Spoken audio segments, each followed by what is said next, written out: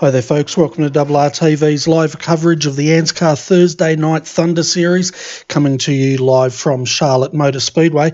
And your commentary team tonight is myself, Bernie Wiemers, and I have Steve Hoppett, the voice of ANZCAR, in with me. So welcome, Steve. Another season of Thursday Night Thunder about to kick off, mate. Oh, it all winds up and gets started now, Bernie. G'day to you, g'day viewers. Round one, season 2 for 2018. And this should be huge. We've got a big field out there tonight, Bernie.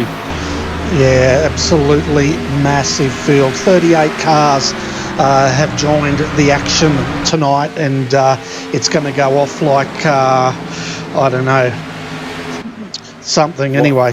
Like a NASCAR exploding at the back straight of Talladega. Yeah, that's what I was thinking. I'm just having a look at the moment. The guys are out there doing their final practice. Qualifying starts here tonight, folks, at 9 p.m. in roughly 6 minutes' time. But from what I heard, the trucks on Monday night, that was quite a good turnout as well, Steve. Yeah, that was round 2. We've had 2 very good rounds. A young guy up and coming has just burst onto the scene out of nowhere. Just trying to think of his name. Braden Bull, I think his name is.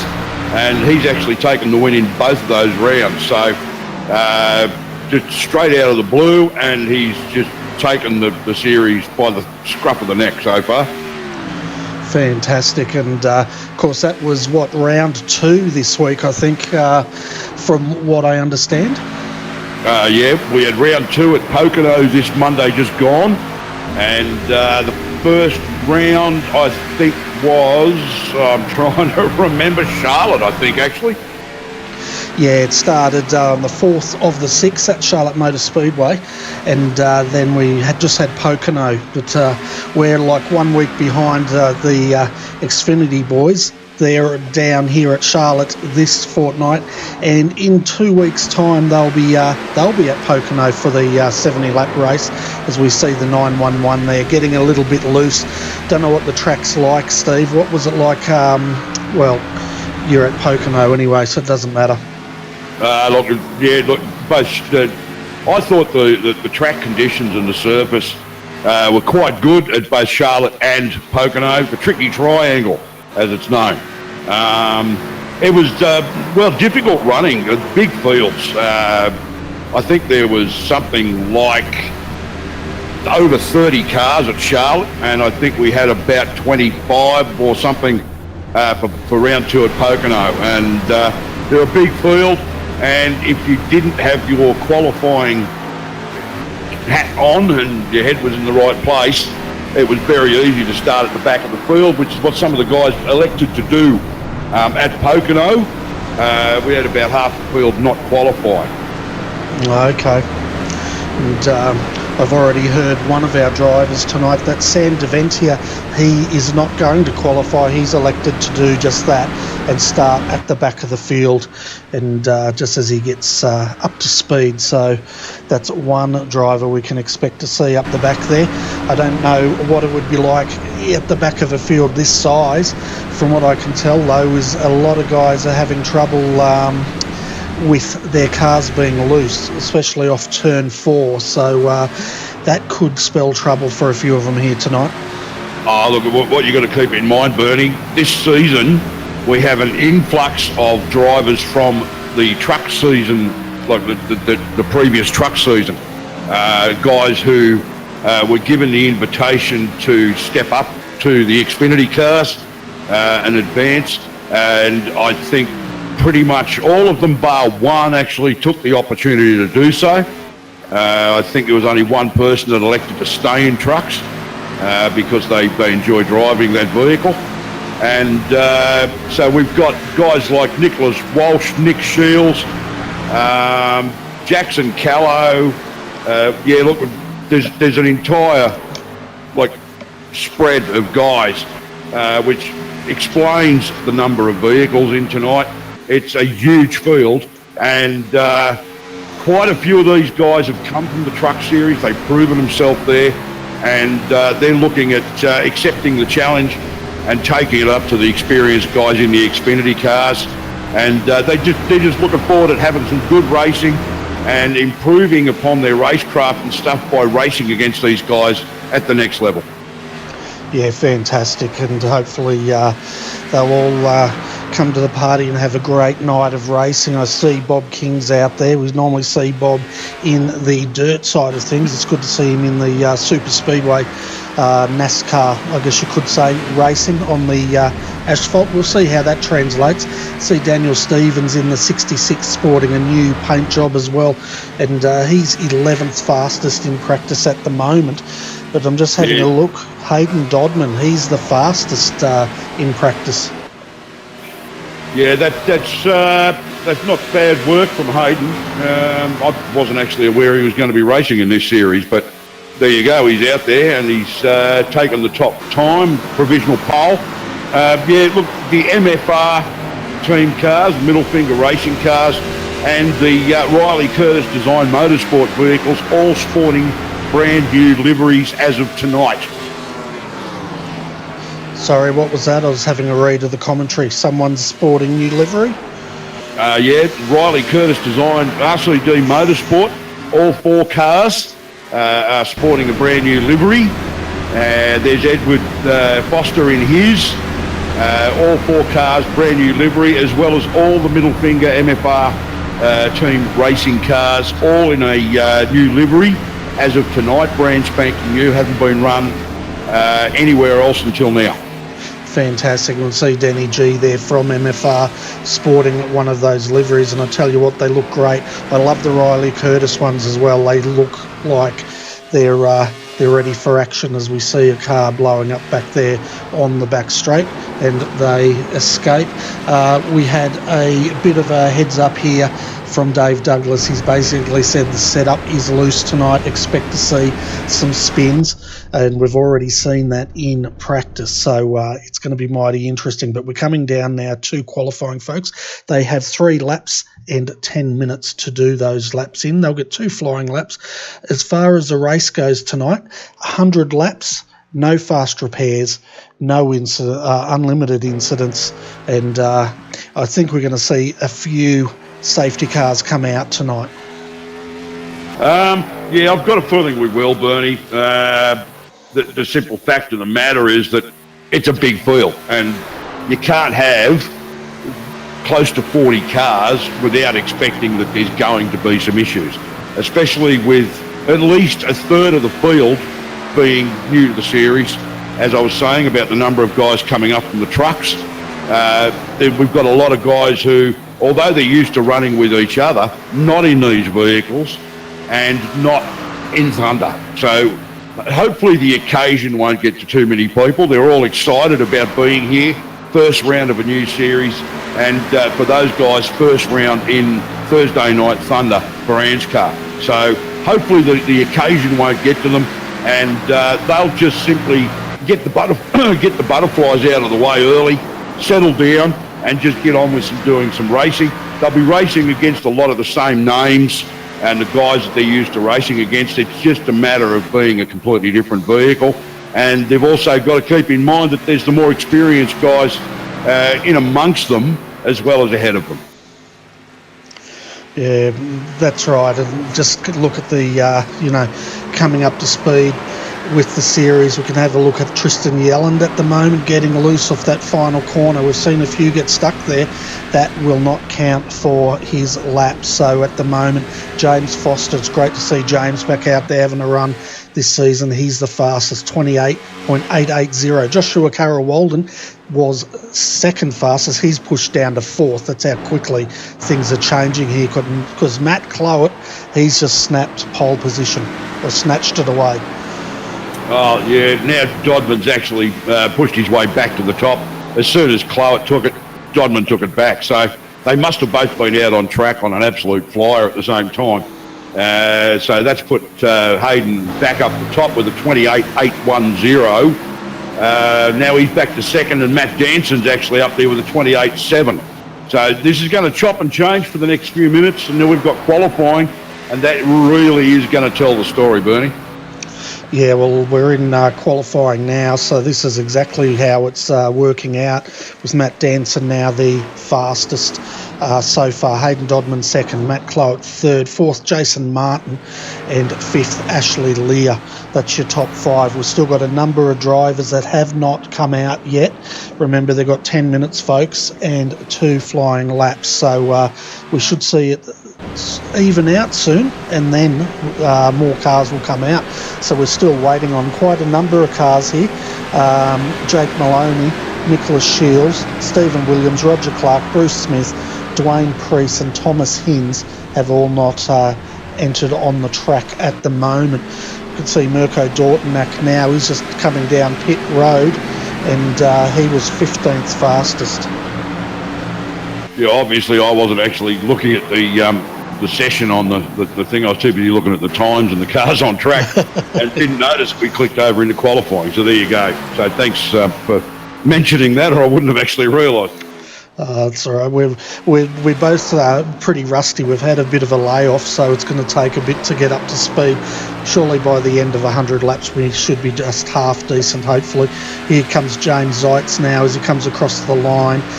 29.085, and that's only good for 18th fastest, so a bit of work to do there for James. Also got Josh Mickelmore now just coming out on the track in the number 2, and we'll see what he can do. But one thing of interest is Jason Martin 6th fastest at the moment. We normally see him up higher than that. This may come down to the setup that's being used. Now, I need to mention about this setup. With the changes in iRacing and the updates and stuff lately, it turns out that with these updates, previous setups just don't work. Of course, setups work if you've actually created it from scratch.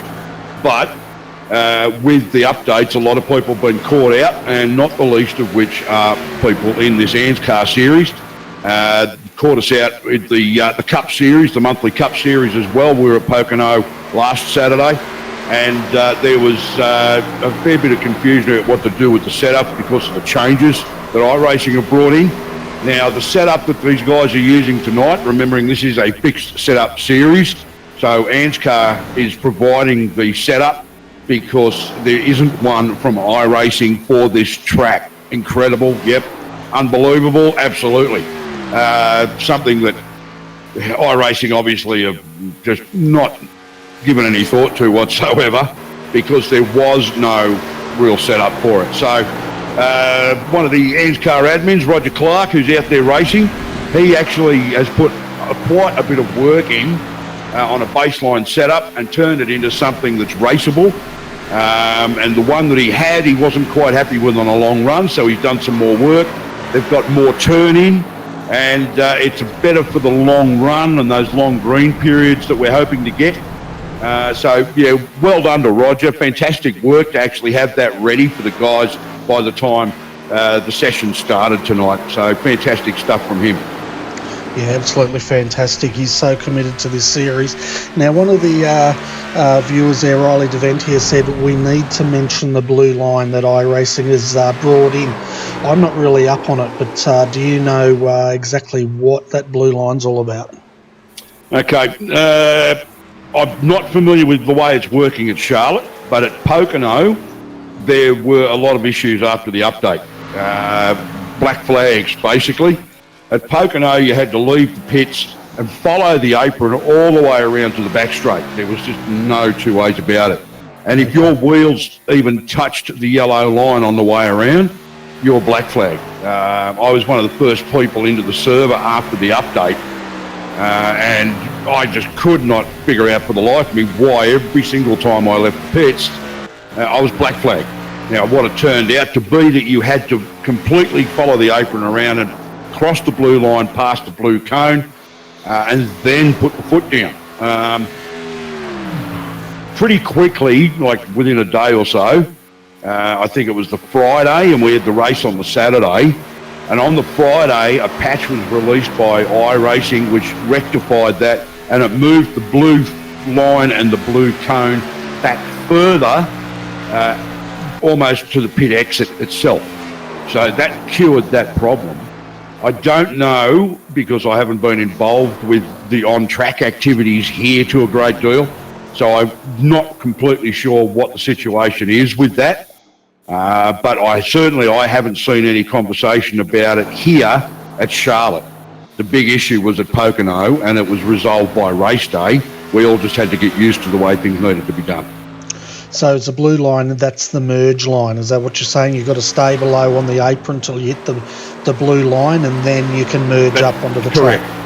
Okay. Yeah, you can't enter the track until you've crossed the blue line past the blue cone. The blue cone sits on one end of the blue line, and I believe if you actually try to enter the track before you've crossed that blue line, you will be black flagged and have to do a drive through. Okay, yeah. Well, that's not a bad actually, thing. I think it's a stop and go, actually, Bernie, pardon me. Okay, just saw Dwayne Priest there blow a motor there into the wall. Seen quite a few guys get loose out there. Sam Katakazinos in the 968. Great to see him back out having a run tonight, and he's now on his flying lap. We'll keep an eye on Sam. 35th he was slotted in or seeded. We also saw Bruce Smith. He's still out there having a run, but for whatever reason his first lap did not count, so he's come back in the pits and coming around to do another run. But here comes Sam Katakazinos. He did well in the trucks from what I heard, and we'll see how that translates into Xfinity as he comes across the line with the 28.930, 15th fastest for Sam. Yeah, I'm looking at a couple of the names around him too. Some of my sparring partners from the truck series last season. He's got Michelle Callow right above him on a 28.91. And I can see Aaron Dillon's. Good to see Aaron in the series. He's back in 19th on a 29.0. But, gee, it's awful tough at the top there. I mean, you look at the times that some of these guys are running. The first 10 are separated by a tenth of a second. Wow. Yeah, that's super competitive, and it's fantastic to see. There's a number of drivers, though, that are going to start at the back of the field without setting a time. We mentioned earlier Sam DeVentia was one. He opted not to qualify. Josh Micklemore also did not get a time in. Neither did Bruce Smith. So, but we'll take you through the full field now, folks, and you can see where your favourite driver will be starting once I can get a decent camera view. Where is our cameraman? There we go. So let's go through this grid. So as I said, you can see where your favourite driver will be starting tonight. So as we bring the grid up, Matt Danson, he'll start on the front row on the inside, pole position. Hayden Dodman will start on the outside of him. Moving back to the second row, we have Jake Maloney, and Riley Curtis will be his dancing partner at the start. Gavin Sadler will start out of row 3 in 5th. Out of 6th tonight will be Matt Clowett. As we go back to the 4th row, we have Jason Martin. He'll start out of 7th with Ashley Lear in 8th position. From the 5th row, James Foster starting out of 9th. He's got Norman Clark, the magician, starting next to him out of 10th. Looking back at the 6th row, we have Chris Purnell out of 11th, Sam Katakazinos out of 12th. So we move back to 13th, we have Danny G, and then James Golden Boy Robbie out of 14th. Michelle Callow, she'll start out of 15th, Bob King 16th, Edward Foster 17th, and Joshua Carroll Walden, he'll start out of 18th. Out of 19th tonight is Aaron Dillon. He's joined on the grid by Daniel Stevens in 20th. 21st is Mirko Dortnack. Lachlan Smith will start out at 22nd with Steve Williams in 23rd. James Zeitz, he will start in 24th tonight. Out of 25th is Thomas Hinds with Brett Hender starting next to him in 26th. Out of 27th will be Phil Otto and Todd Maxfield in 28th. Starting in 29th tonight is Mitchell McLeod and Tristan Yelland out of 30th. Out of 31st is Nicholas Shields. He's joined on the grid by Josh Micklemore out of 32nd. And now we're into the guys that did not set a time. Sam DeVentia will start out of 33rd. He's got Bruce Smith for company in 34th. And finally, looking further in the field, we have Dave Douglas out of 35th. Out of 36th tonight is Roger Clark. 37th, Dwayne Priest. And rounding out our field of 38 will be Nicholas Walsh. Yeah, what a field. You're right there, mate. You haven't run out of breath. You need some oxygen or something? Oh, mate, yeah, I've done my job. It's all up to you now, buddy. Oh, well, that's great. Yeah, okay. We want green flag racing, please, gentlemen. Just please, no caution periods or I might drift off to sleep here, I think. All right, this is going to be a big one. And we've got, what was it, Matt Jansen starting off pole, wasn't it? So that's a bit of a surprise. Hayden Dodman alongside him, Jake Maloney, Riley Curtis and Gavin Sandler with Matt Clowett. They take up the first 3 rows. I can see Jason Martin a little bit further back there as they gun it, and they're off and running. Yeah, so you can see the number 30. He's had a good run there. Number 11 right behind him. Then as we go back further in the field, we have the number 29. And we've already got a car in the apron down there, which looks like they've got a bit loose, but it looks like they've gathered it up and they're going back to the back of the pack, but at least we don't have a yellow at the moment. So looking at your top 5, we have Matt Danson leading with the number 11 Hayden Dodman second, third, Jake Maloney fourth, Riley Curtis, and rounding out your top 5 is Matt Clowett. But we can also see now Gavin Sadler, he's looking really racy this early on, and he's got Jason Martin right behind him. Yeah, Gavin Sadler's, yeah, he's certainly pushing hard there at the moment, but it's going to be interesting to see how many of these guys really just want to lead from the front. Jake Maloney sitting in third behind Hayden Dodman. So, yeah, he's going to put the pressure on Hayden because Jake is an experienced campaigner at this level. So it's going to be interesting to see what he can do and how Hayden will actually handle that after stepping up from the trucks. Matt Danson's off to a fantastic start. That's our previous season winner in the trucks last season. Matt pretty much dominated most of that series and took the win easily with a couple of rounds to go. And he's got his campaign in Xfinity off to an absolute flying start from pole position. And Hayden Dodman following him through with Jake Maloney behind him. And then I think that's Riley Curtis in 4th place. Yeah, we're on board now with Jake Maloney. You can see him in action. I just love that shot of the dashboard. It looks absolutely brilliant under lights. But you can see Jake there now coming up on the 11. And they're getting mighty close between the 3 of them. It looks like Hayden, though, he's wanting the lead. But Matt is not going to give it up so soon. No, Matt Danson will fight. I mean, I've seen him... when he gets his toes dug into the sand, there's no budging him whatsoever. So he'll hold on to that spot. Hayden Dodman's going to find it very difficult to pass Matt Danson. Matt puts a little bit of a gap on him, but Hayden's got his hands full with Jake Maloney at the moment, who's got his eyes all over the back of that number 11 car that Hayden's in. And then behind Jake, of course, Riley Curtis. Behind Riley, we've got Matt Clowett, who's moved up and past Gavin Sandler.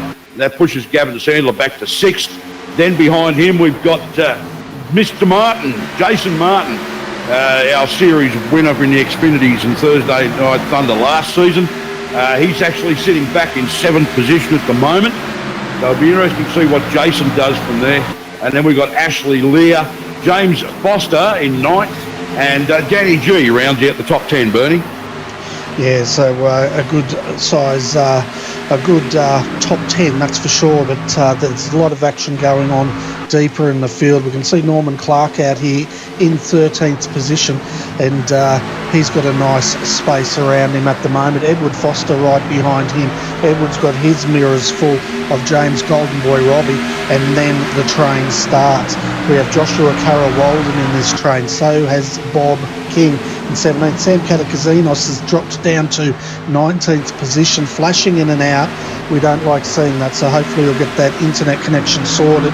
And Mirko Dortnack right behind him. So I'll tell you what, there's a big gravy train of cars at the moment lining up for the fans of Josh Mickelmore. Well, not been his night, 2 laps down. So he's had some sort of incident, had to pit that car, and he's going to be doing it the long way now. Dave Douglas also has retired from this race. That's sad to find out, Bernie. Bit of a shame to see Dave drop out this early. But as usual with this series, the Xfinity series is always just so chock-a-block with talent that it's easy to look down through the list and be surprised at some of the names further down. Daniel Stevens sitting in 20th at the moment, so obviously didn't have much of a qualifying session. James Zeit sitting in behind him in 21st, and Brett Hender in 22nd, and then Bruce Smith, who I'm very surprised to see back that far, in 23rd, battling with those guys at the moment. But up the front, we've still got Matt Danson leading this one from Hayden Dodman, and then Jake Maloney in third. Then there's daylight back to Riley Curtis now. There's a big gap there back to Riley in fourth, and then Matt Clowett and Gavin Sandlip sitting back there behind him in fifth and sixth. So, yeah, it's happening right through the field, and that's the exciting part about the Thursday night Thunder Series from ANZCAR. The level of talent in the field produces fantastic racing and battles right the way, and in this case, all the way through nearly 40 vehicles. As we see now, Jason Martin there making a move on Gavin Sadler, and he makes that move quite easily as Gavin's up on the high line there. He really did have to make that move because Ashley Lear was closing at a great rate of knots and putting the pressure on him. So we'll see now Jason Martin, he's moved up to sixth. Yeah, Bruce Smith, the reason why he was down there was he didn't get a qualifying lap in. First lap wasn't counted, didn't get a second lap in. So he's doing it the hard way. Sam Deventia, we mentioned earlier, he elected not to qualify, and he's up to 29th now, 4 positions up, so doing a fantastic job in the number 97 tonight. Yeah, there's a few car lengths in between Hayden Dodman and Jake Maloney at the moment, and I think Jake got a little bit loose actually, coming through a couple of the turns, and that's actually cost him a bit of speed. Now he's playing catch-up to get back up onto the back of that number 11 car of Hayden Dodman, who's still trying to chase down Matt Danson. He's closed the gap a little bit on Danson, but Danson seems to have the straight line speed. Considering these guys are all on the same setup, it's amazing how some of these guys have adapted to it more, and we are under caution, Bernie. We certainly are, and I'm going to have a look back at Mitch McLeod here. Big incident there with the 52. We'll actually jump back a bit further here, but to work this out, that looks like Thomas Hinds to me is involved in this one. And, it does, yeah. Let's bring up the West End. Let's bring up the replay. Keep an eye on the number 40, folks. That is Mitch McLeod going on the inside of Hinds there. Bruce Smith just ahead of them as they come around. And how's this? Oh, yeah, Thomas went to make a move on the inside. He didn't see Mitch McLeod there. Both of them hard into the wall. And that's going to cost them big time. Of course, no fast repairs here, so their pit crew, they're going to have a big night if they can get those cars repaired. Yeah, they're going to be trying to get them back sorted out and back out on track, because there's going to be a bit of damage to those. As I expect the entire field will roll into pits down pit lane, because that's taken about 13 to 14 laps to happen. We're up on lap 15 at the moment. Everybody's going to want fuel and tyres, Bernie. Yeah, they definitely will. The cars that are in trouble from that incident, as we said, Thomas Hinds, Mirko Dortnack must have been involved in some incident out there as well, and as Mitch McLeod, but we can see them now. They'll get all these cars sorted, and we'll see who wins the race off pit road here. Yeah, there's a few cars have stayed out. I don't know whether that's a wise gamble, unless they're going to try and come in on the second lap around while the pits are still open. But if they're gambling on there being another pace car soon, I don't think it's a smart move. I would have come in and taken care of it along with the majority of the field and gotten it out of the way. It's really not worth taking the gamble on it. The tyres are 15 laps old, 16 laps old now. The fuel load will be lighter. Yeah, I don't know. We'll wait and see. They may slip in now after the rest of the packs actually had their pit stops done and dusted. So we'll see if anybody comes in now. There's a couple coming in now. So yeah, that's what I thought. But yeah, it would have been a bit silly to stay out and wait for another pace car period, because we may go another 15 laps. And if that's the case, and you're on 30 lap old tyres, everybody else is on 15 lap old tyres. I mean, it's going to just hurt you more than help you. So. Yeah, the only one that really stayed out there was Nicholas Shields. He's come in to take tyres. The other one, and it's great to see, is Tristo out here having a run tonight, and it's fantastic to see Tristo having a run in the number one. He opted not to take tyres. He's sitting in 28th position. But I tell you what, some one pit crew earned their money for sure, and that was the number 11, Hayden Dodman's crew. They jumped Matt Danson in the pit lane. They will be starting out of first position. Jake Maloney, he will start in third. Matthew Clowett, fourth. Fifth, Riley Curtis. Jason Martin, Mr. Consistency tonight, in sixth position, with Ashley Lee behind him in seventh. Danny G, he's going to start out of eighth. Out of ninth is Gavin Sadler, and Michelle Callow. She's moved up 5 positions and will be starting out of 10th. Yeah, look, Hayden will lead us away. Matt Danson be alongside of him in second off this restart. But I can tell you, I know who it is that's hungry to lead this, and lead this very, very soon. And that's the number 29 of Jake Maloney. Jake is going to want to get past those two newcomers to the series in front of him. Also 54 of Matt Clowett sitting up there, and he'll start off the restart behind Matt Danson.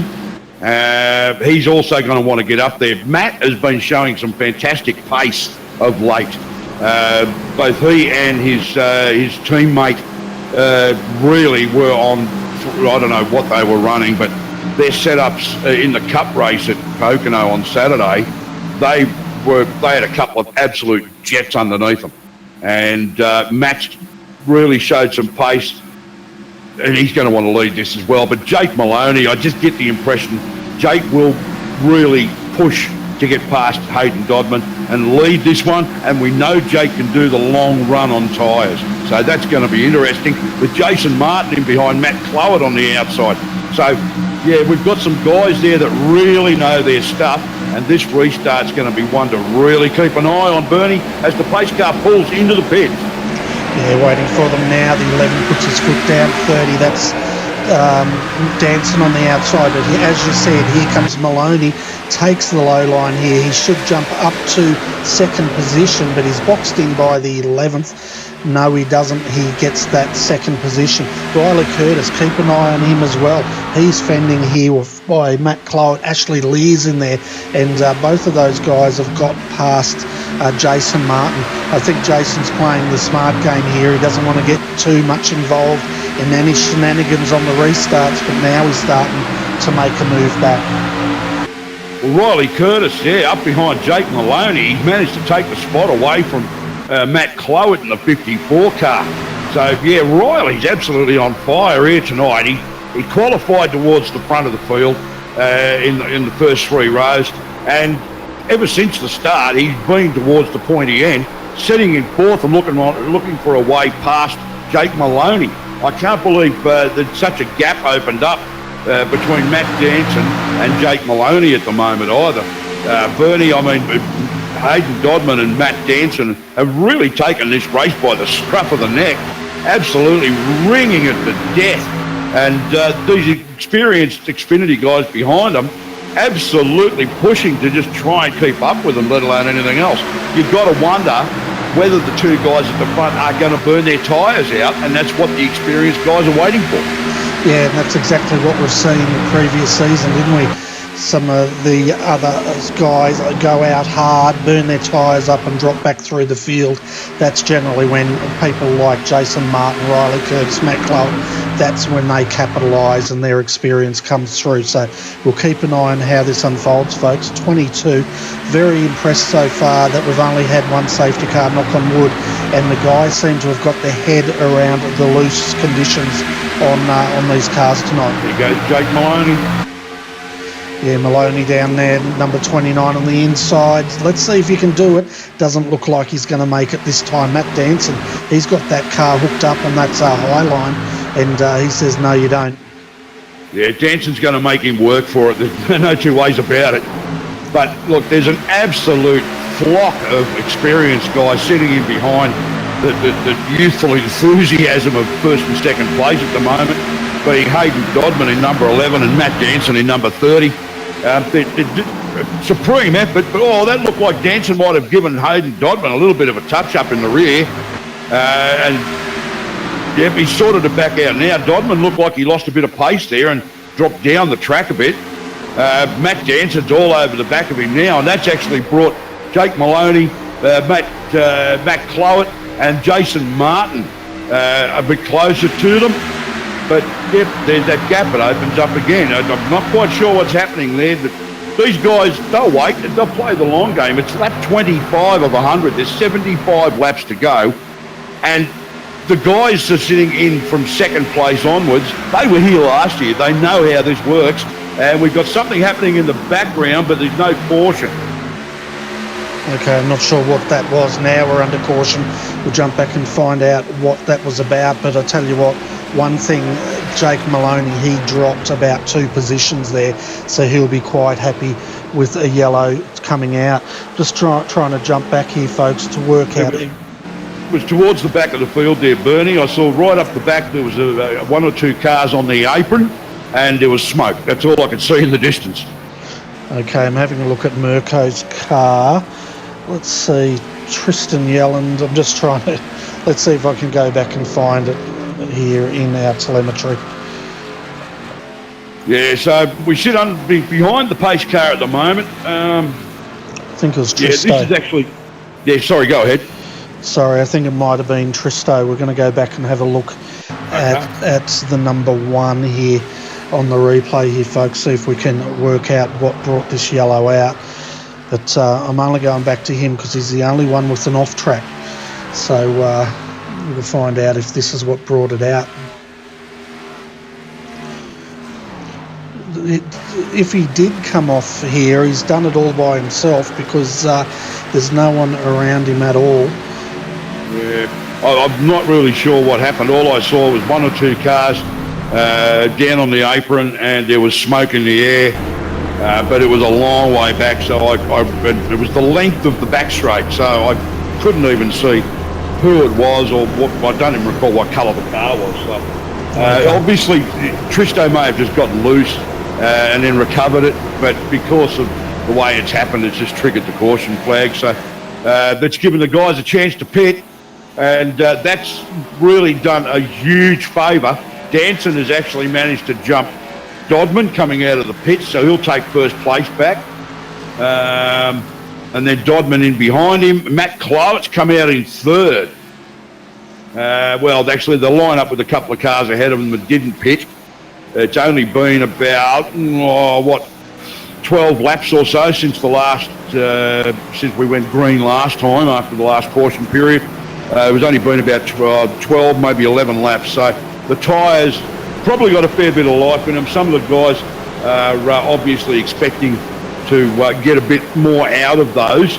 That's car 33, and I'm trying to see who that is at the moment.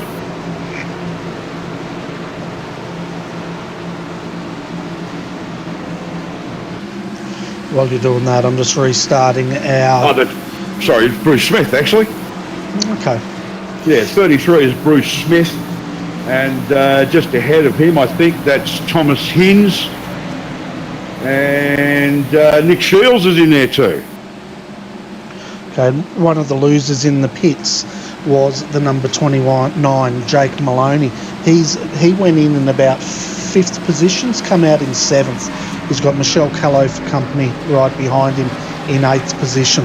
So that's freed up Matt Clowett, Jason Martin, Ashley Lear and Riley Curtis. So I tell you what, Matt's probably glad he's starting out of the top position, because the amount of pressure that could go on that 11 could be extreme. Well, we've got Brett Hender is down the lap at the moment, with Mirko down 3 laps and Mitch McLeod down 6 laps. Dave Douglas is obviously gone. He's 26 laps down. It'd be interesting to see. That should change a few things now with them crossing the line, because it's still got some of those guys from the rear of the field, and it's sorted itself out now, yeah. So we've got Matt Danson and Hayden Dodman back up the front. Then we've got Jason Martin and Matt Clowett sitting on the next row. And that looks like, who's that, Mitchell McLeod? Ashley Lear, sorry. Ashley Lear and Riley Curtis. So Riley's still at the pointy end of the field. He's still in those front 3 or 4 rows. And so he's had a good race so far. He's had a good 29 laps. Yeah, he's looking really racy, isn't he? And it's definitely showing. And as I was saying, these guys now are ahead of Jake Maloney. So they will be putting the pressure on the number 11 and the number 30 just ahead of them. Pace car lights are out at the moment, folks. We will go racing.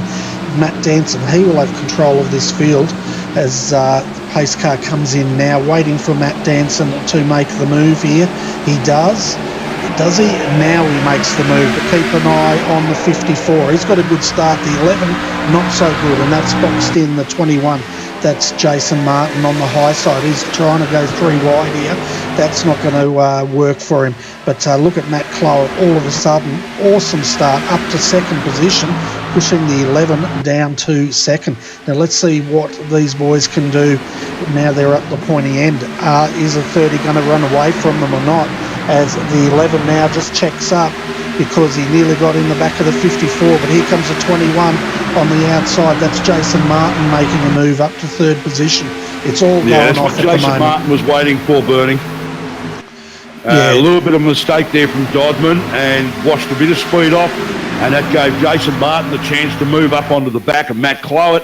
And as far as he's concerned now, everybody from 4th place back can just argue amongst themselves. That's right, and that's the thing about Jason, isn't it? He waits. He's patient. He waits when he can make that move, and then he does it. But I tell you what, the 11, that is Hayden Dodman. He's coming back on the inside of him, and he's bringing Ashley Lear with him. Yeah, the talking boys starting to team up again. They tend to like to run together because they can get a good team formation going. They took one of the truck races, 1, 2, 3.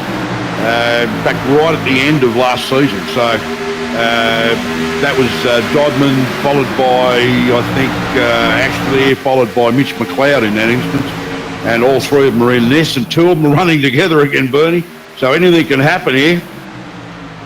Yeah, it certainly can. And we're seeing now Jake Maloney is just trying to position that Toyota of his on the inside of the 10, Ashley Lear, and he'll make that move. He may make it. But I tell you what, at the moment, Matt Danson, well, he's getting that bit of a gap on these guys, and he's starting to streak away once again. But I was going to say, look, Danson's just having an incredible run tonight. His first race, he did a race last season and opted to move back to the trucks and defend and hold on to the title there and finish that season out.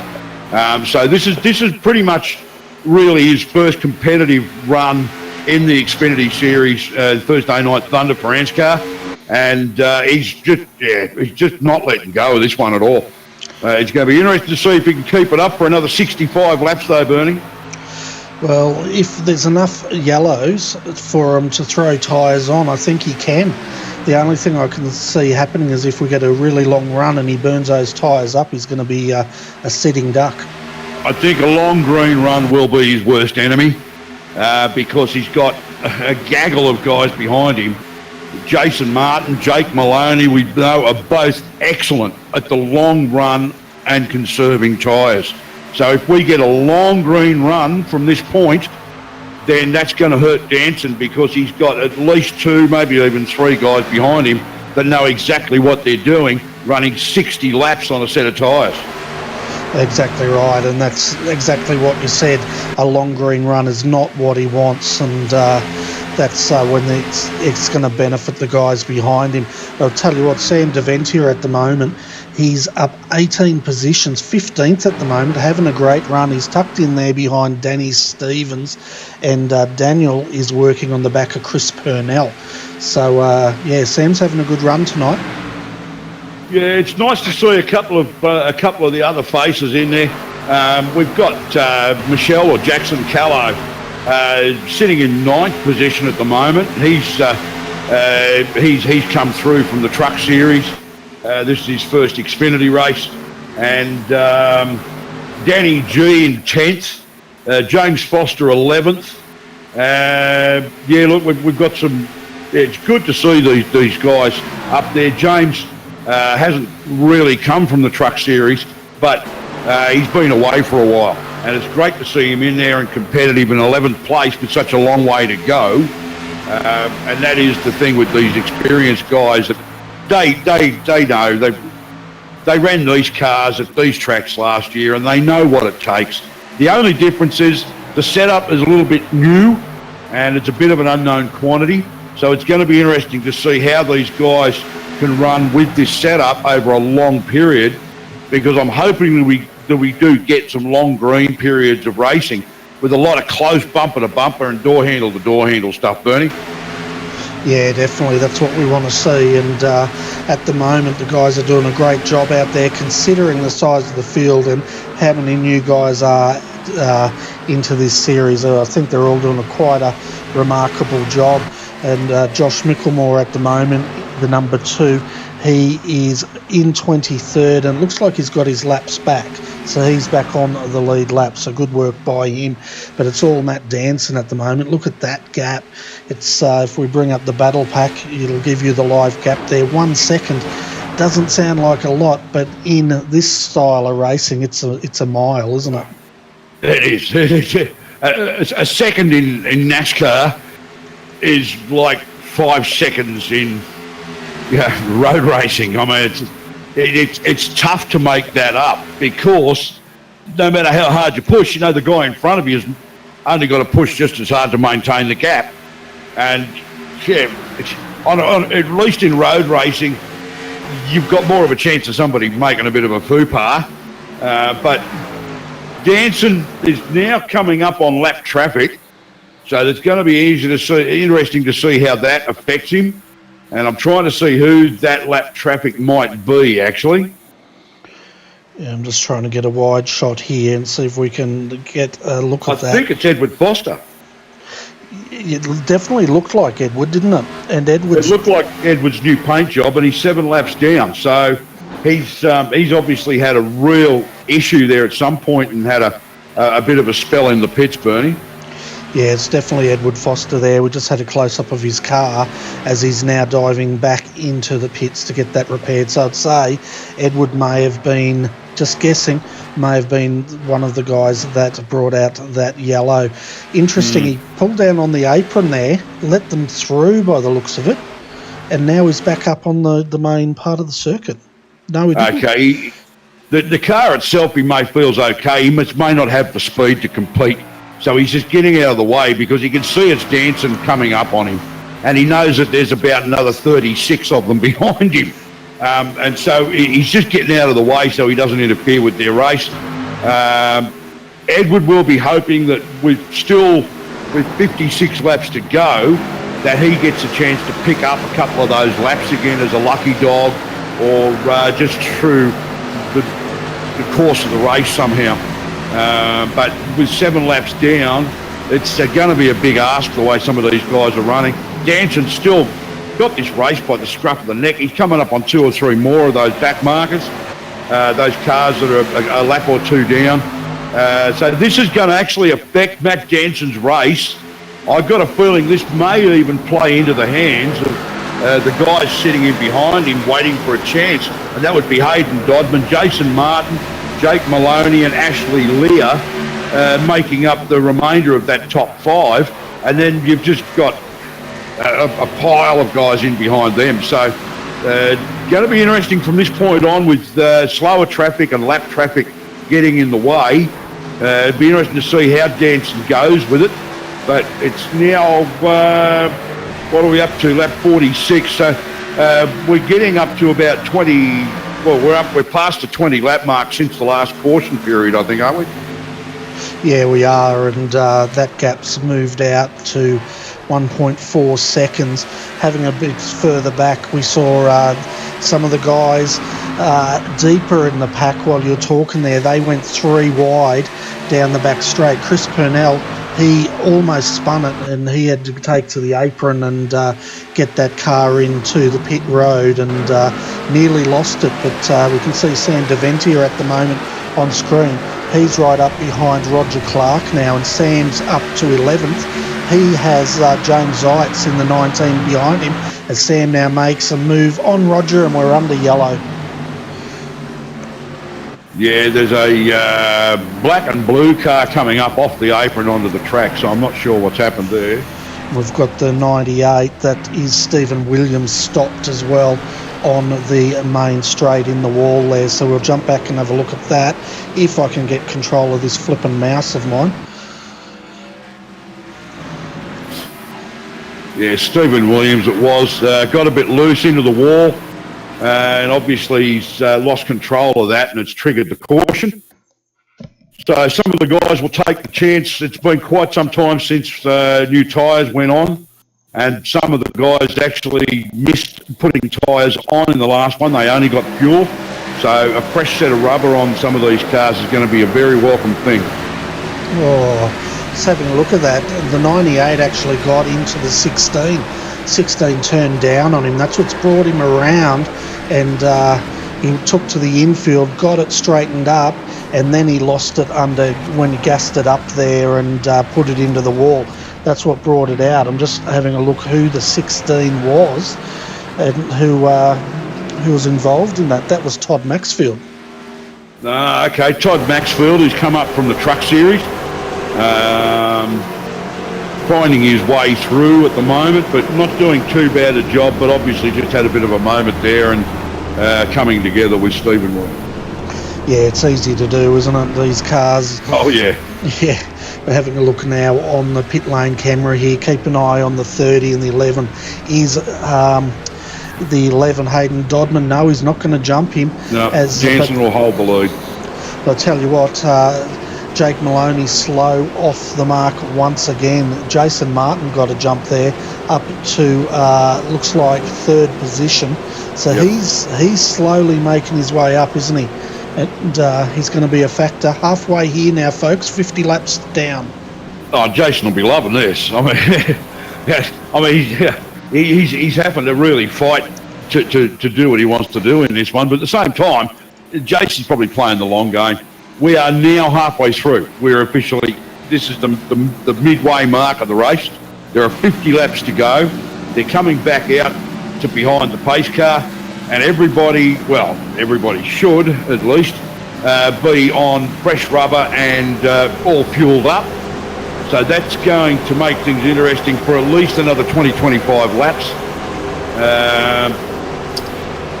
Considering that the incidents that we have had, of which there've only, I believe there's been that's the 3rd or 4th one? I think that's our 3rd. 3rd? They've been fairly minor. Really, there's no massive incidents like taking out half the field or a 3rd of the field or anything like that. The worst one I think was limited to 2, maybe 3 cars, and that was it. So yeah, that's pretty good in a field this size. We had 38 starters or something, so got to be happy with that. And for some reason. Who's it got there? I think that's Edward actually in 2nd place, yeah. And I'm not sure who that car is in front of him, but they are out of sync with the rest of the field. So they'll be waiting for the call to actually move past the pace car. At least one of them will be anyway. Yeah, I'd expect both of them to get a wave by, wouldn't they? That's a number 40. I think it's probably Mitch McLeod, who's 5 laps down, and Edward is now 6 laps down. He was 7, so he's pulled a lap back somewhere. Yeah, now, what do they do here? If they're in front of the leader, yes, they're going to get the wave by. That's what I thought. They're getting the wave by, yeah. Yeah, so let's have a look at your top 10, folks, as this is cleansed. So we've got Hayden, Matt Danson. He will have control of this field with the 11. That's Hayden Dodman starting next to him. Keep an eye on the 21, Jason Martin. He'll start in third on the inside. He's got Ashley Lear on the outside of him in 4th position. 5th will be Jake Maloney.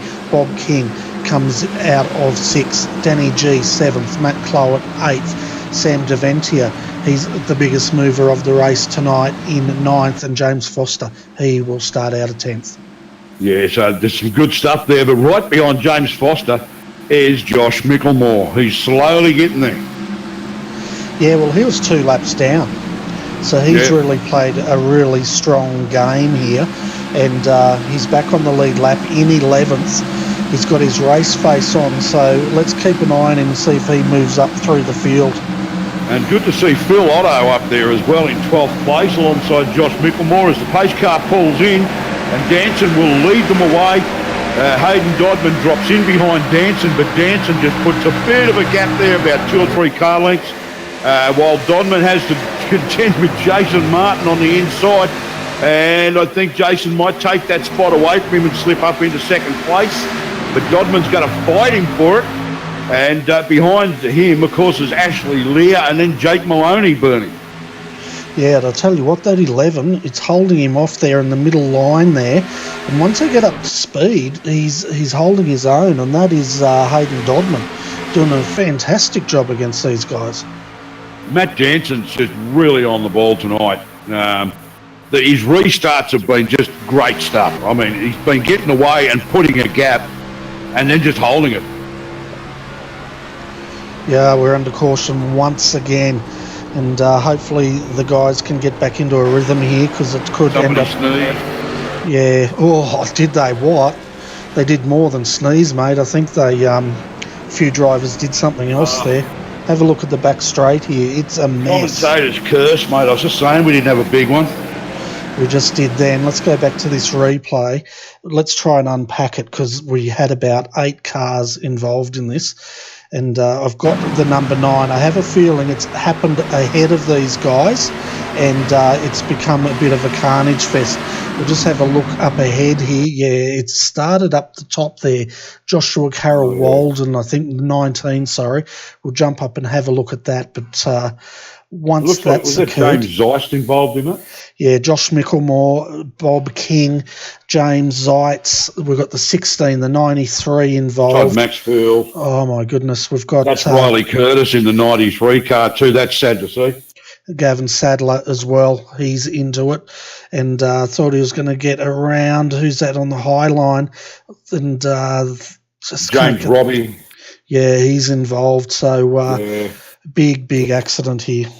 Who's in the 51 car, Bernie? The 51. Because he's just had the nose punched in well and truly on that. Yeah, that was Bob King. That's Bob King. Okay, yeah, I just couldn't quite see who the 51 was. He's got some massive damage on that. Black smoke pouring out of that car. Yeah, he's toast. We're going to jump back up to Bob, because he was at the start of this and he was battling it out with Josh Micklemore. And who's he got? He's got Matt Clowett on the outside. They've come together. Bob's got loose into the wall big time, and that's what started it. Yeah, that's what's done the real damage to Bob's car as well. Yeah, and we'll just keep an eye on this, and you can see right in the wall. Yeah, massive incident there for Bob, and he was lucky he didn't end up on his roof, but that's going to be the end of his night, I'd say. Yeah, no, that's not good for him. There's a lot of damage to that car. And looking at the smoke, I'm guessing he's got some real engine problems. So I'd say that car will be in the pits for quite a while, and the team may pull him out of it. Yeah, I'd suspect that the team may push that car behind the wall, as we're going to see quite a few, I'd say, end up out of this race. Well, I've actually had the team try and get me out of the car a couple of times when there's going to be extensive repairs needed, and I signed the cheques, so I stayed in the car. But yeah, that's going to hurt Bob, and I don't know whether he's going to really be in the mood to sit around in the pits for 35 minutes with only 43 laps to go. I've got a feeling that car may be going on the back of the truck. Yeah, and the other one is that was involved in that was Micklemore. He's in the pits trying to get that car repaired. Hard blow for him too. 2 laps down, gets back on the lead lap in the top, 14 he was, and him and Bob got together. Having a look at that was a racing incident. They just got into him coming off the exit there, which unsettled Bob, and that started that chain reaction. But of course, in NASCAR, the speeds these boys are doing, you don't have time to react. Well, that's it. I mean, everything's happening so fast. You know, I mean, it's like the same thing happens in, you know, certain levels of road racing. But everything just happens so quick. Sometimes you just don't get a chance to really, you know, you can see it happening and unfolding in front of you, and you just don't react. It's just that simple. Yeah, right out on the pace car, Bernie. So this time around, I think we're going to go green. We'll see if Matt Jansen can get another good start away from the restart, like he has been all night long. But he's again got Hayden Dodman on the outside of him. But he's got Jason Martin, who's known to be a good starter, sitting in behind him. And I think, is that Matt Clowett next to Jason Martin? No, it's Ashley Lear, sorry. Yes, it's going to be interesting. I was going to say, I'll say it next time, because we're about to go green now, and we'll be back racing here. 43 laps remaining of this race, folks, so we're getting to the business end. Yeah, this is going to be very interesting. I'm just taking a look back through the field at some of these guys to see who we've actually still got running. Bob's gone down 2 laps now, so not quite sure what's happening there. Bruce Smith we've got all the way back in 24th, but he's now only 1 lap down. He's just plodding away, and he's picking up a lap, and he's picking up a lap. And with 41 laps to go, I expect to see Bruce Smith back on the lead lap at some point, Bernie. Yeah, because he's definitely got the pace, hasn't he? Oh, he has. I mean, you never write off Bruce Smith. No, that's exactly right. And at the moment, though, it's between the 30 and the 11, but I have a feeling the 21, he's biding his time, and he's going to pounce at some point. Oh, Jason Martin, yeah, absolutely. I mean, you can tell. I mean, he's like a cobra that's sort of sprung back into position. He's just waiting for the chance to strike. Exactly right. And the guys in front of him are running as fast as they can to try to stop that bite. But we're going to ride with Jason on the restart here, folks, so you can just see what happens here. From the driver's perspective, waiting now on the green. It's the 30's playing games there. He backed them up a little bit. Oh, Dodman's got a good start. He's side by side with Danson. Yeah, Danson was trying to back him up there. Yeah, Jason Martin's not letting Matt Danson get away, but Danson has actually managed to pull back into the lead. So he's again gotten a good restart, and he needed it there because everybody was all over the back of him. So if he'd gotten a poor restart there, he could have dropped back 10 or 12 positions, but he didn't. And he's put a couple of car lengths on Hayden Dodman, who's now managed to put a couple of car lengths on Jason Martin. Yeah, we're under yellow again. Joshua Carroll Walden was involved in this one. Just jumping back to the restart here to have a look. Keep an eye on the 35. And, the number 1, number 33, that's Bruce Smith up into the wall. Oh, yeah, went off the back there. And then the number 1, even though we're under yellow, tagged the 35 and turned him. That was Tristo. That's Tristo. He's tagged Joshua Carroll Walden. That happened under the caution, did it? Well, I'm not sure if it was under the caution, but the incident happened mid-corner back there. On the restart, yeah. Yeah, that's a shame. Bruce Smith in the wall. Did Bruce go into the wall to avoid the accident or something, did he? Or did he trigger it? Or? No, we'll go back and have another look at Bruce Smith here, and not sure if have you got Mixer up there so you can see the replay? Yeah, I've got the replay here. It's just not playing very well for me, so I'm not seeing it as smoothly as I should. Okay, yeah, my whole screen's not playing smoothly at the moment. I'm just trying to get back here to. Okay, so to there we've got Bruce Smith and car 22. Yeah, I'm just going back at the moment, folks. Sorry about this. Every time we do a replay, it plays that silly graphic. It's more exciting than watching the car drive around behind the pace car. Here we go. So we're on to the restart now. Keep an eye on the 33. Number 2, he absolutely blitzed him off the line. But what we want to see is the 33. That is Bruce Smith, the number 1. Yeah. Number 1 came up on him and got in the 62. Mitch McLeod behind him also went into the wall. So it was really triggered with the number 1 and 62 I think Tristo's actually triggered that one. Bit of a shame, but yeah, it's the way it goes, I guess. Yeah, and you can see them up the back there. But then what's happened is there's been another incident on the back straight there where Joshua Carroll Walden's come up and he's got tagged by Tristo, and he found the wall after that as well. Yeah, he's put it into the infield wall. So not sure how much damage Joshua Carroll Walden's carrying on that car now.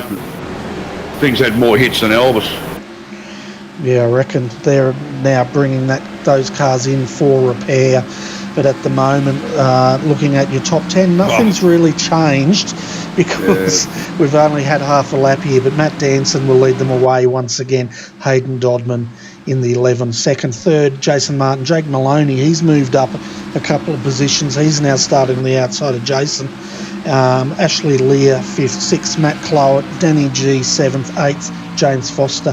Sam DeVentia still there in 9th. Thomas Hinds, he's brought that car up to 10th. And Thomas was involved in the first incident, so he's done well to rebound into the top 10.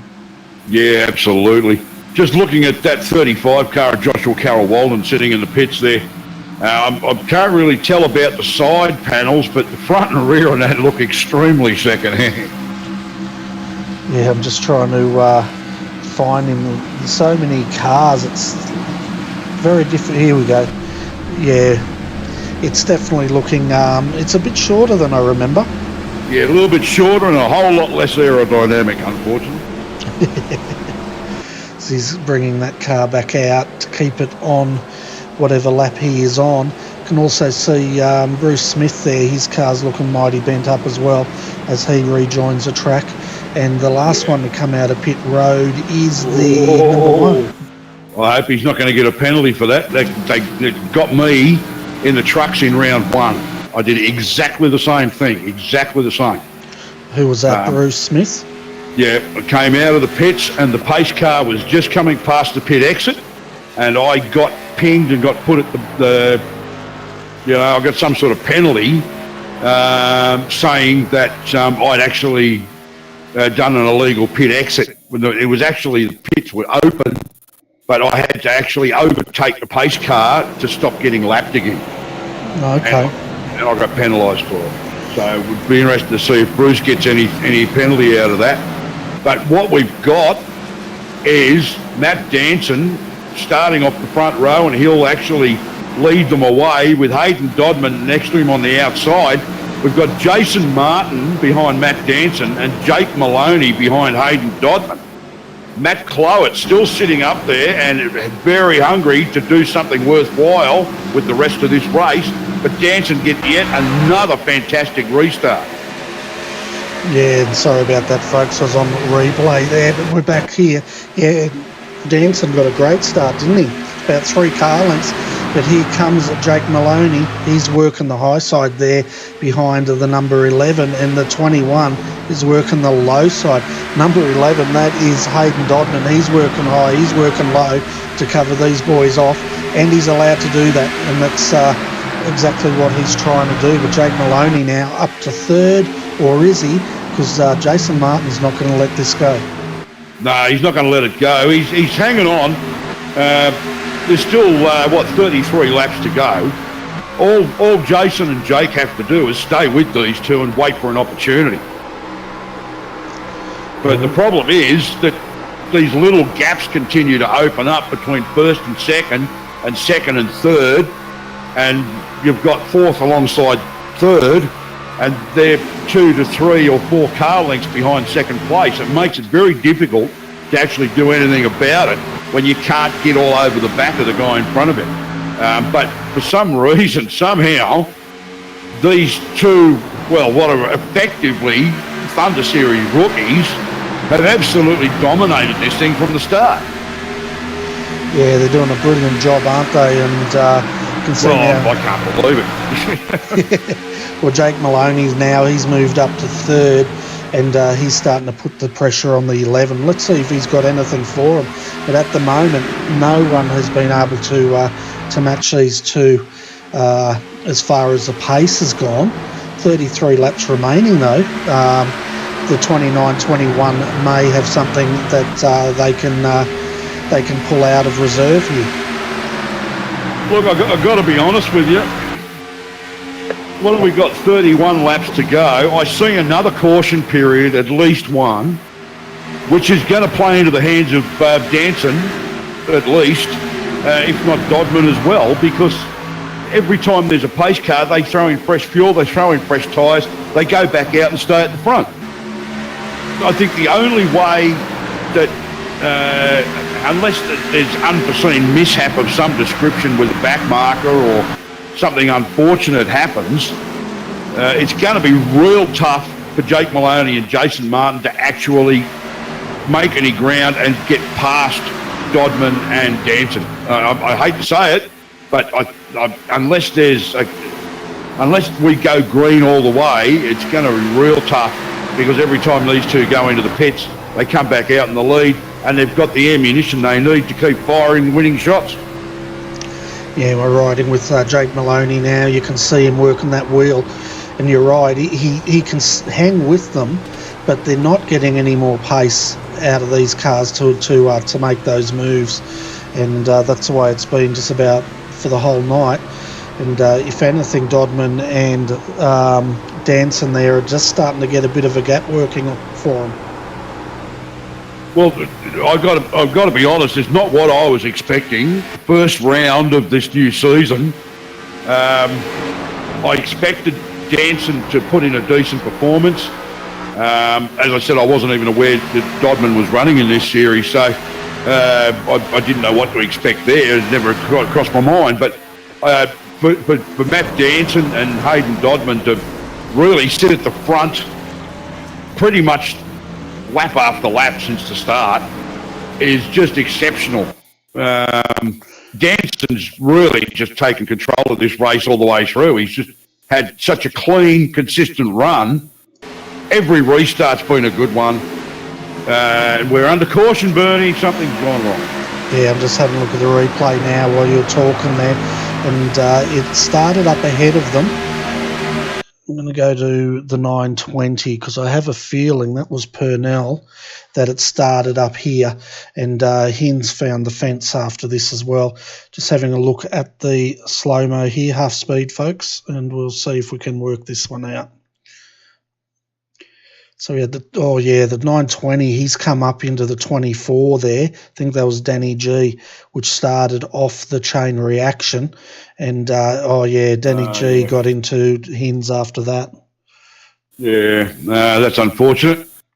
But once again, we get another pace car, another caution, which gives Danson and Dodman the chance to throw on tyres and fuel. Now, the only way I can see them being leapfrogged, so to speak, is if Maloney or Martin don't take tyres. And they just get a real quick fuel stop and out they go. Yeah. If they do a full stop with 4 tyres, Dodman and Danson will lead back out of the pits.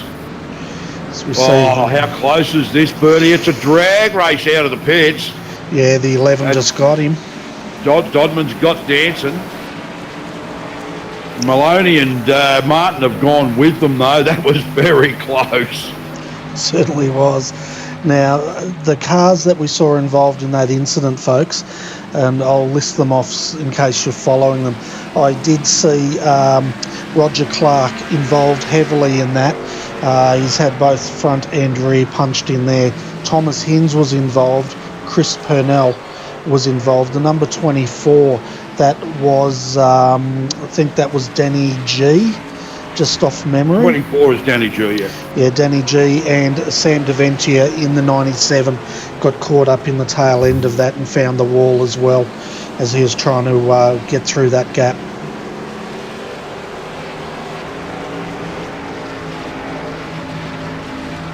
So we get another restart with Dodman leading away this time. He'll take control of this on the green with Matt Danson on the outside, Jake Maloney on the inside and Jason Martin on the outside. So we've basically got the first 2 rows are completely reversed from what they have been. Yeah, before we get down to the business end, a bit of an update on our retirements. Looks like the 33, Bruce Smith, has pushed that car behind the wall. We've lost James Zeitz in the 19. Dave Douglas was the first retirement in the 10. Mitch McLeod in the 40. They're trying to get that car fixed, but I doubt we're going to see that back out again, as well as Bob King. They're trying to turn that car around as well, but I doubt we'll see that by the end of the night either. Yeah, no, that's unfortunate. That's what I said about Bob's car. There was a lot of damage to that car. By the look of the black smoke coming out of it, I was guessing he had a blown engine or serious engine damage at least. And I having been there myself, I know that's about a 35-minute job with no quick repair. So I had a feeling that car was going to go back on the transporter. Yeah. And Roger Clark, we can see his car on pit road as well, and it doesn't look like they're doing a lot of work on that car. And bit hard to tell because we can't see the pit crew. Well, anything with serious damage at this point is pretty much done because we've got 24 laps to go, and if you've got any real serious body damage or engine damage, it's going to take a whole lot more than 20 minutes to fix it. Yeah, definitely. What are they lapping at? 29 seconds a lap, around about 30 seconds a lap. So we're looking at 12 even minutes. with a couple of more precaution periods, we're still looking at 10 to 15 minutes, and any serious damage is going to take longer than that to fix. So, yeah, and I apologise, folks, for the stuttering. It seems to have come back again since the update. Oh my goodness me. But here we go, folks. We're waiting for the restart here. Keep an eye on the 11. That's Hayden Dodman. But the 20th, what's Hayden going to do here? Is he going to go straight up or is he going to try and back him up? Here we go. If I was him, I would have just gone. Keep an eye on that 010 car of Ashley Lear as well. That's Hayden Dodman's teammate. And that inside line is working brilliantly. Back under yellow. And I tell you what, that was lucky for Matt Danson. He was being mobbed. He got back to third. He was about to go back to fourth. That looked like his first poor start of the night, unfortunately. Yeah, so he got out of jail there big time. The racing gods are with him. They certainly are. I can't see who's brought that yellow out, though. Tristo's out there on his own, but I don't think he brought it out. I'm not sure. It's a bit hard to tell at all, isn't it? Yeah, because it would have come out straight up, possibly before, just after they crossed the start-finish line there. I could go back to the restart and... excuse me, folks. I'm drinking Dr. Pepper, and it's yes. Yeah, I avoided any gassy drinks because last time I was drinking soft drink while I was commentating, it was an absolute disaster for me. It's always a disaster for me, so it doesn't really matter. Let's have a look and see if we can get back to this replay. We're going to go to the wide view here, folks, just to see if we can work out exactly what's brought out this this pace car here. Yeah, because it happened immediately on the restart, so somebody's done something terrible as they've crossed the line, so it's a bit hard to really see what it was. Oh yeah, it was a Sam Catacasinos. Tristo was involved. Yeah. So yeah, they got together just after the line as we predicted. Sammy Bobby, right in the middle of it. Yeah. They might have got startled because Josh blew past them like there was no tomorrow. They were all just coming up to speed, and he had the blowtorch out and was jumping them left, right, and centre there. Well, so obviously no need to pit. I mean, nobody, unless you didn't pit last time around, nobody's going to actually take the pit stop because they had like a lap under the pace car on those tyres with that fuel. So everybody pretty much, I think, I know the front runners have stayed out. This restart's going to be pretty interesting. We've got Jake Maloney up in second because Matt Danson seemed to get a poor restart that time. As you said, Bernie, he was starting to get mobbed a bit, so that really was a case of saved by the bell. But Dodman will lead them away. Jake Maloney will be on his outside, and he's been threatening to get past Dodman all night long. Then we're going to have Matt Danson, followed by, I think that's Ash Lear, and then Jason Martin, and I think Matt Clowett in behind him. Yep, then James Foster out of 7th, Stephen Williams 8th, Phil Otto 9th, James Golden Boy Robbie out of 10th position. I think this is the first time we've actually seen Jake Maloney restarting on the front row. Is this the highest he's been all night in second?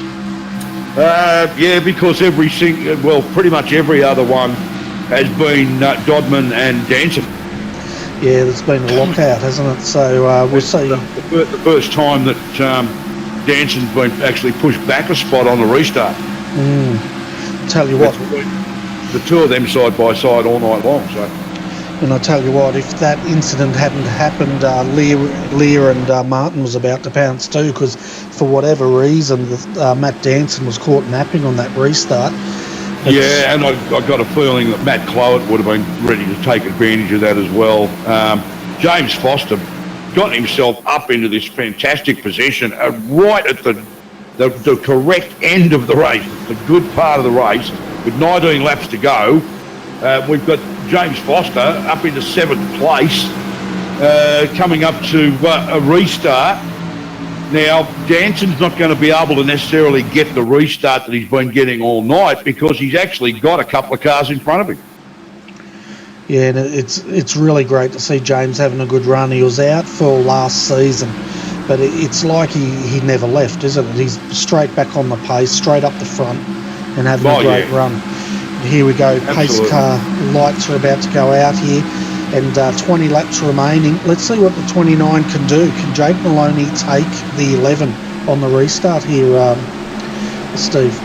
Well, he's going to try, but Dodman hasn't been starting too badly.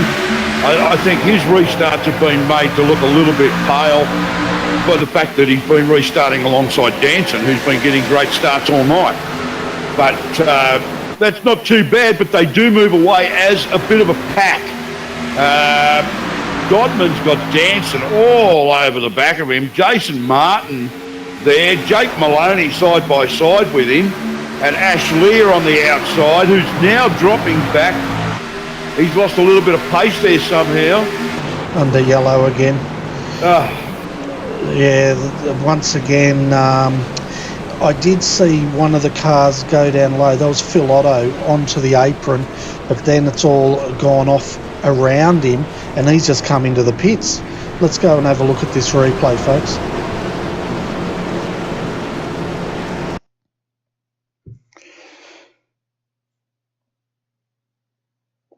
I don't know what's happening back there, Bernie. Are people trying too hard, are they? Record blood. Let's have a look at this replay. It all happened around Phil, but Phil's gone on to the apron, and then around him, it all went to pot, just in front of him. Have a look at this. We've got all these cars crashing. Phil's just down there, bringing the car back into pit lane. Looked like Riley Curtis in amongst that too. Yeah, the 97 was in it. We're going to actually go to Gavin Sadler because he was involved in it. The 043 was involved as well. Let's go back and have another look. I think it could have started with Riley.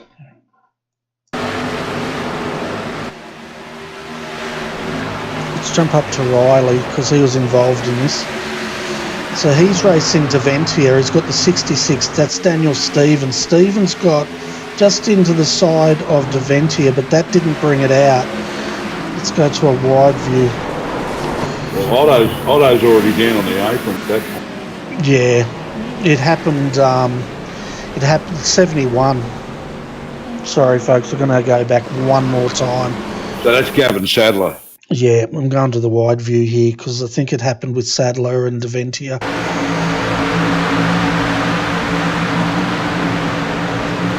Never apologise for a replay while we're sitting behind the pace car, Bernie. It's all good. I just want to know what's happened back here. I think it's happened in front of Sadler, and it started with there's a pale green car ahead of them, and the pink and black car ahead of them. That's where it started, and it wasn't. Yeah. Can't get the number. Did you get the number? It looked like one of the Riley Curtis cars. Yeah, Was it 93? No, it wasn't. It was a light green car. The 043. No, there's 93. It looked like 0-something 3. I couldn't make it out. Yeah, Nicholas Shields. Nick Shields. Yep. 093, yeah. I'm going back again, folks. Of course. We will resolve this. Yeah, so the 13 got into the 93, and that started that big wreck. The 93 came back down pretty much into the field. He didn't have anywhere to go. It was out of control. Looks like Nick Shields was just a passenger at that stage. Yeah. Oh, well. Can we please get through this last 15 laps, gentlemen? That would be lovely. Yeah, that's it. We're doing so well, weren't we? And we're getting so many yellows now. We're getting a caution period about every lap and a half now. People need to settle down a little bit. Well, you know what it is. They know both of us need to go and get our beauty sleep, so they're just trying to keep us all up. But that's all right. They keep going. There'll be no interviews. Yeah, you think I'm joking? No, you're not, because I spoke to you before the broadcast. I know exactly it'll be you thinking. doing your thing with covering the finishing positions, and they can all get nicked. Yeah, that's right. We'll lock the door, tell them no interviews. We'll give a shout out to Bailey Hall. He's enjoying the broadcast. Also, Rhino's Race Room. Good shout out to them. They've tuned in as well, which is fantastic to see. I want to give a shout out to somebody who actually would have really enjoyed that last comment of mine about people getting nicked, and that is car number 17, Mr. Norman Clark, who also likes to say that about people during a race. He likes to say a lot more than that, from what I've heard. When he gets wound up, Norman's can be quite entertaining and down to earth and to the point, believe me. Sounds like you and him cast from the same mould. Yeah, what I say behind the wheel, you don't want to hear, though. No. Here we go, restart. This time, Jake Maloney, he gets the lead. First time, because he must have jumped the guys in pit road. So Maloney has taken the lead, Bernie. That's what I'm saying. and Dodman second, third, Danson.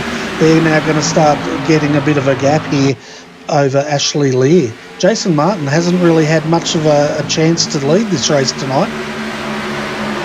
No, not really.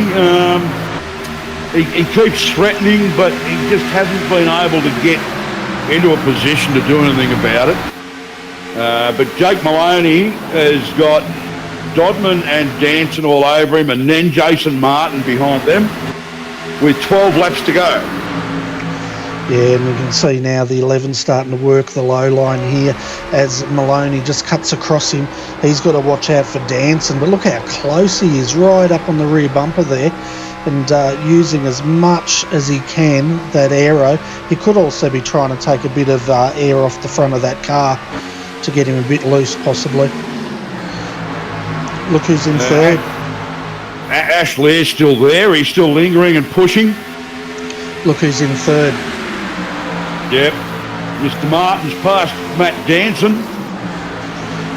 Right at the pointy end of this race, right when it matters the most, Jason Martin has gotten himself onto the podium, and all he's got to do is hold it. Now, Hayden Dodman will be wondering what to do with himself. He's got Jake Maloney in front and Jason Martin behind. Danson's trying to challenge Jason Martin. This is going to be very interesting. Yeah, well, this is when I think all of a sudden... Dodman's going to move up on, take the position away from Jake Maloney. Sorry, Bernie, to cut you off, but yeah, he's done it. He's actually nosed himself ahead. Jake Maloney's been forced to the outside.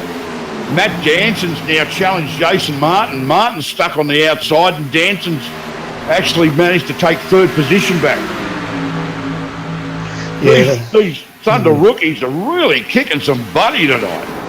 Yeah, they definitely are. But, as I was about to say before you jumped in there, the guys now have go time, but Jason Martin there got a bit loose. He's dropping like a stone. I think he actually had a bit of a touch with Matt Danson side by side. It looked like they may have just lightly come together, and it's just washed a bit of speed off on Jason Martin's car. And that's basically just put paid to his challenge. He's dropped back about 3 positions now, Bernie. Yeah, that's what I was saying once again. But I might just let you call the rest of this race, I think. What on earth? Why are they there? Yeah, sitting in the middle of the track there. They're going to cause an accident. Sitting right smack in the middle. I know that they don't have a huge amount of warning, but surely you must know that they're coming up behind. I don't know what display they're running, but that was 2 in a row. That could have been absolutely disastrous for the race leaders. Yeah, well, it was a close call, but now Hayden Dodman, Matt Danson, they're leading. Jake Maloney's faded. Jason Martin, he got a bit loose there and dropped back. Ashley Lear's in 4th. So all of a sudden, Dodman and Danson are continuing the domination, and 7 laps to go. Oh, absolutely. Yeah, I mean, barring anything that happens, I've got a feeling we're going to end this way. There's too much of a gap. I don't think Jake Maloney's going to be able to challenge. It'll be interesting to see if Danson can actually get back up onto the back of Hayden Dodman or not. But with about 5 laps left to run, I've got a feeling this is how we're going to finish, Bernie. Yeah, and looking at the laps led here, folks, Hayden Dodman, he's in the 11, has led 25 laps. Matt Danson, he led 61 laps in the 30. The 29, Jake Maloney, the only other one to lead a lap, and he's only led 8. That shows how dominant these 2 rookies have been tonight. And I tell you what, they are letting the field know that they've arrived and they're meaning business. Oh, look, I'm guessing that these 2 have actually put a lot of work in preparation for this race, the first Xfinity Thunder race. But it shows. I mean, they've absolutely dominated the 2 of them. As you said, Matt Danson's had 61 laps. And all but 1 restart was absolute copybook stuff. So, yeah, but there's a bit of a gap opening up now. If I was dancing with 2 to 3 laps to go, I wouldn't be too worried about it. Don't do anything crazy. Take second spot. That's what's on offer. He's got a good, healthy gap back to Jake Maloney. I don't think there's anything he's going to do about Hayden Dodman. Dodman's taken advantage of the situation when he could, and he's going to lead this one across the line. He'd be very, very unlucky for anything to happen that's going to change that result, I'm afraid. Yeah, well, if there's an incident behind him, we're going to finish under yellow. The only thing that's going to put a stopper to him at the moment is if he gets involved with any back markers here, as we see the 22 once again trying to keep out of their way, well off the speed at the moment, down to 2 laps. At least he's a bit further to the outside than he was last time around. Yeah, and the 46 is now getting out of the way. 2 laps remaining here, folks. Looks like the 11 is going to take this win. It's got a nice big gap and fresh air, probably the most air he's had all night. That's actually Nicholas Walsh, who I've always enjoyed racing against, but he put himself in a pretty poor position there a couple of laps ago. So, but yeah, probably frightened the living crap out of poor Nick when he saw them come up on him, I guess. So, yeah, I might have said, well, it might have been a bit harsh on him, but I call it as I see it, Bernie. Yeah, that car's well down on pace. He's, but I tell you what, Ashley Lee now, last lap here, Ashley Lee's decided he wants third. He's on the low line here as they come through the final turn 3 and 4. It's going to be close between these two. We'll jump back up to the leader as we come across the start-finish line for the final time. The win's going to go to Hayden Dodman in the 11. Second was...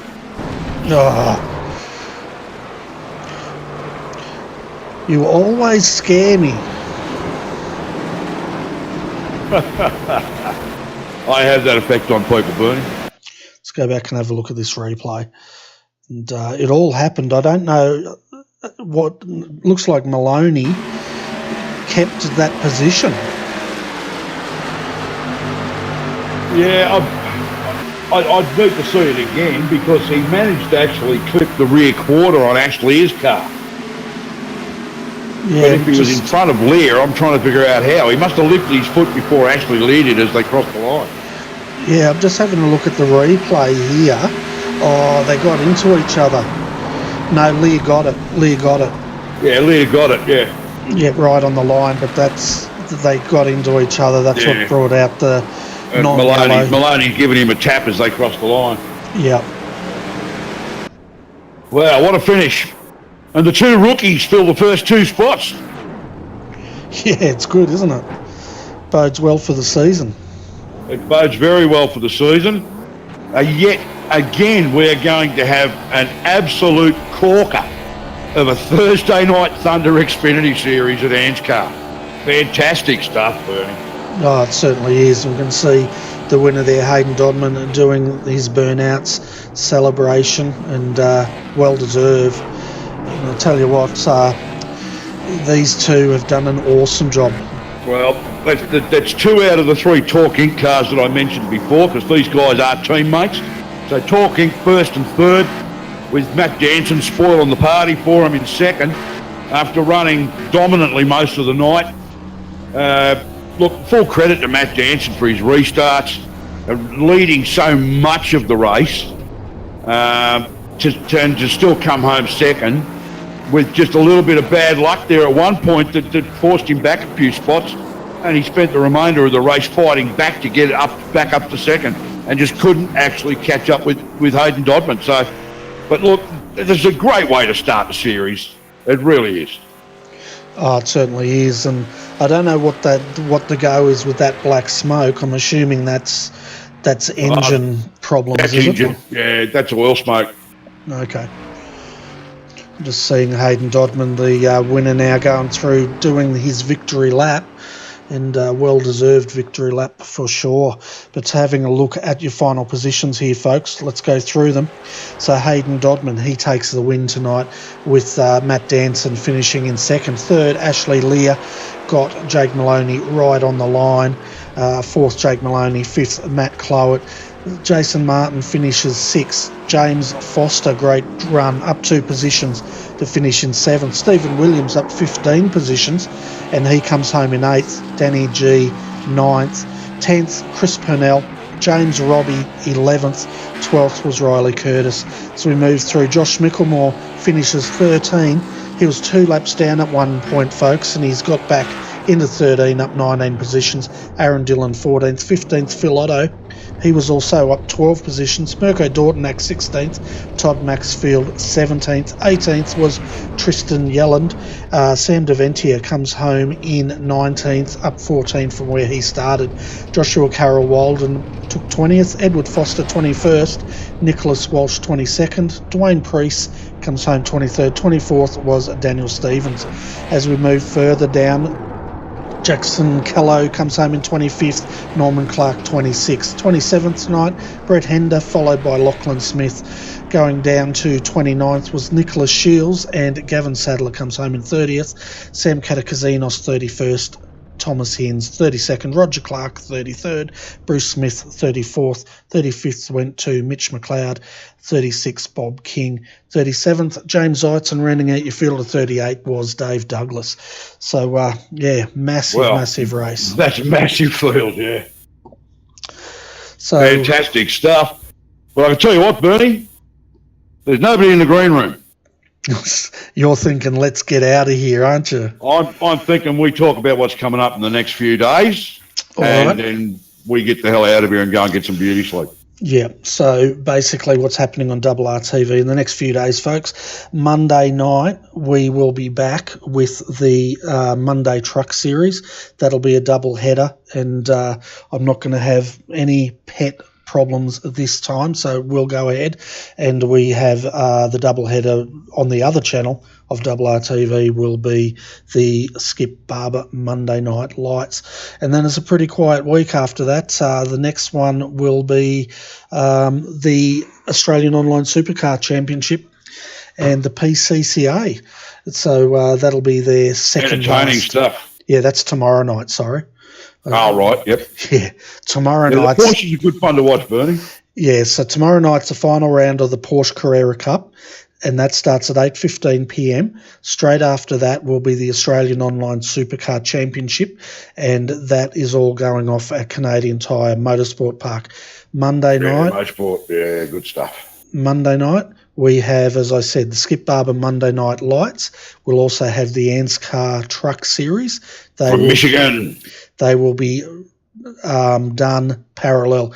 And then Friday night will be the last broadcast of the Australian Online Supercar Championship to end the week out, and that will be a retro Bathurst 650 race. We've also got the FNRC final round coming up. I'm not sure when that is scheduled, but hopefully it's this Saturday night or next Saturday night to round off a week of racing here on RRTV. Yeah, it looks fantastic stuff. I'm actually looking forward to Monday night, the 2-miler at Michigan. That's going to be interesting. Beautiful track. Not an easy track by any stretch of the imagination. You don't get your line right there. Your tyres are stuffed, and so are you. So it's going to be interesting to see what happens there. But once again, I'm expecting another good-sized field. We've had big fields in the truck series the last couple of Mondays, the first 2 rounds. I don't see Michigan on Monday night being any different. And with it being streamed on RRTV, and I believe, although I'll be in the truck, so you'll actually have a couple of the other ANZCAR admins to deal with in the commentary box. Yeah, I think it'll be Edward Foster and Roger Clark. Yeah, it'll be 2 out of the 3 at least, no matter who it is that makes it. That's exactly. But I think it'll be Roger and Edward. Danny might even decide to. I don't know. We'll see how it goes. But that's going to be fantastic stuff, and it'll be another big field. So that's going to be a great race. See if young Braden Ballas can actually make it 3 from 3, since he's won the first 2 rounds. Yeah, definitely. I'm looking forward to it and seeing if he can do that. But we've got no one in the green room, folks. So I'm thinking, I think we hit the credits and run while the going's good. What do you think, Steve? I'm already out the door, mate. Yeah, I can hear it slamming. All right, folks. Well, thanks for joining us tonight. I hope you've enjoyed the coverage of the ANZCAR Thursday Night Thunder. There was a bumper field, bumper action, and hopefully we'll have your company again tomorrow night for the PCCA and the AOSC. But until then, folks, have a great Friday, and thanks for joining us. On behalf of Steve Hoppert, I'm Bernie Weemers, and we'll say good night. Good night.